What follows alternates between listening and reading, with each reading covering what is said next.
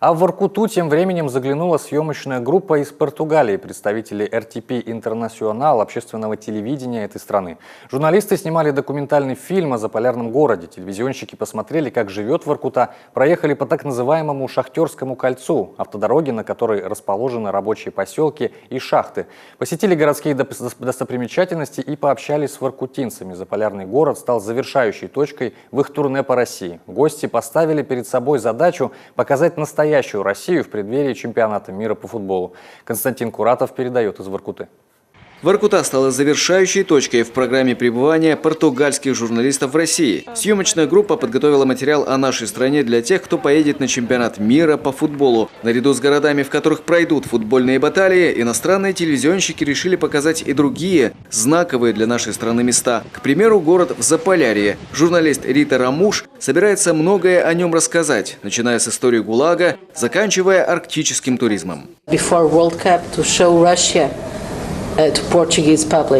Перед чемпионатом мира по футболу мы решили сделать целую серию передач о России. Выбрали несколько городов в России, чтобы показать многообразие страны. Мы побывали в Москве, Калининграде. Что касается Воркуты, мы выбрали этот город, потому что это удивительное место. Во-первых, потому что оно за полярным кругом. Во-вторых, у Воркуты богатая история. Это будет интереснейшим примером многообразия России. И это то, что жители Португалии точно не видели никогда.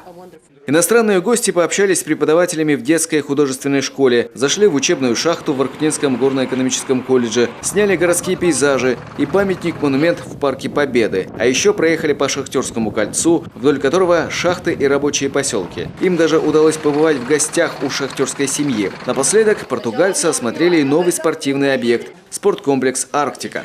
Современная система очистки посетителям очень нравится, людей ходит много.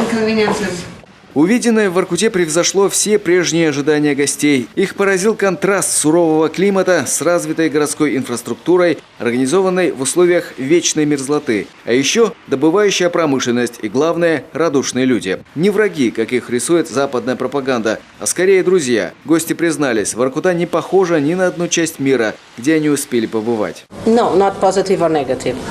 What I like most to show in a report. Не будет ни пессимистического, ни оптимистического настроения. Будет борьба. Несмотря на суровый климат, разные сложности, люди борются за то, чтобы все в их жизни было лучше. Воркута хороший тому пример. Мы видим это сейчас и в вашем дворце. Молодое поколение занимается спортом. Вчера мы были в школе искусств. Видно, что люди чувствуют себя комфортно в Воркуте и хотят сделать жизнь еще интереснее. Фильм о России, частью которого теперь будет и материал о Воркуте, португальский зритель увидит в преддверии чемпионата мира по футболу. Но материал не будет связан только со спортом. Основная цель – познакомить зрителя, который намерен отправиться в Россию, с самой страной, ее людьми и их образом жизни. И, конечно, развеять навязанные некоторыми странами стереотипы. Константин Куратов, Антонина Барашнина, Кирилл Нифонтов, телеканал Юрган, Воркута.